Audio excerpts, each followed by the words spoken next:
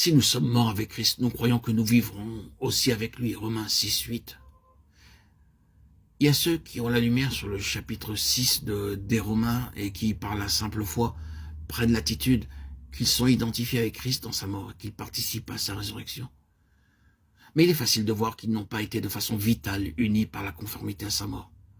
D'autres s'insurgent contre ceci, qu'ils appellent théorie, et disent qu'ils veulent quelque chose de plus, qu'ils veulent que le Saint-Esprit fasse une œuvre réelle en eux. Sur ce, le Saint-Esprit commence à leur enseigner ce que signifie être unis dans la mort avec Christ. Alors, ils vont à l'autre extrême, ils restent autour du tombeau si longtemps qu'il n'y a aucune évidence de puissance divine leur donnant de l'énergie pour marcher dans une victoire continuelle. N'oublions pas que la vie doit jaillir de la mort. Il est vrai que nous devons être plantés en lui dans sa mort d'une manière vitale, mais nous devons aussi être unis à lui dans sa résurrection. Quand vous êtes amené à connaître sa mort, vous avez besoin de vous en remettre à lui pour qu'il vous donne sa vie, source d'énergie, ou bien vous serez sans pouvoir dans votre marche pratique. Remercions Dieu pour la lumière qu'il nous a donnée concernant la croix de Jésus et pour la lumière qu'il nous a donnée quant à la voie par laquelle il nous rendra conformes à sa mort. Mais assurons-nous que nous connaissons la puissance de sa résurrection et la vie avec lui. Dans une union vivante, dans le moment de conflit le plus sombre que vous aurez à subir, dans l'heure de l'épreuve la plus dure à laquelle vous serez soumis, si vous êtes unis à lui, vous pourrez dire « Je suis avec mon Seigneur ressuscité au-dessus de cette situation, je refuse de lâcher pied, car je me tiens avec lui sur une position de victoire.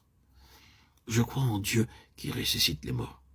Ce n'est que de cette façon que la foi pourra mûrir jusqu'à devenir une foi qui vit et triomphe dans les impossibilités. Nous avons vu dans la résurrection de Christ que la mort n'a plus de pouvoir sur lui. Spirituellement, ceci sera vrai aussi de nous. Sommes-nous affectés par l'atmosphère de mort qui nous entoure? Dans la puissance de sa résurrection, elle ne pourra pas nous faire frissonner. Nous sommes unis à lui en tant que le vivant. Par conséquent, rien autour de nous n'aura de pouvoir sur nous. Rien ne nous entraînera en bas. Le manque de vie autour de nous ne nous refroidira pas plus.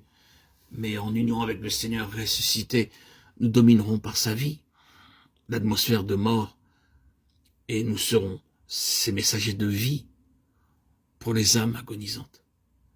Dans 2 Corinthiens 13, 3, 4, regardons brièvement la manière pratique de prouver la puissance de sa résurrection. Pratiquement, nous devons être toujours faibles en nous-mêmes et savoir que sa puissance agit par nous, simplement en la voyant agir dans les autres. Vous cherchez la preuve, n'est-ce pas que Christ parle en vous? Vous l'avez ici. Il est puissant dans les autres, les bénissant à travers vous. Comme si Paul disait, je sais que je suis faible, mais je sais que je vis avec lui dans sa vie parce que je le vois agissant en vous. Nous connaîtrons la puissance et la vie de Dieu agissant en nous par ses effets, pour ainsi dire, dans les autres autour de nous. Ceci nous conduit à ne pas nous surveiller, à ne pas regarder à nos expériences. Puisque vous cherchez une preuve que Christ parle en moi, lui qui n'est pas faible à votre égard, mais qui est puissant parmi vous. Car il a été crucifié à cause de sa faiblesse, mais il vit par la puissance de Dieu.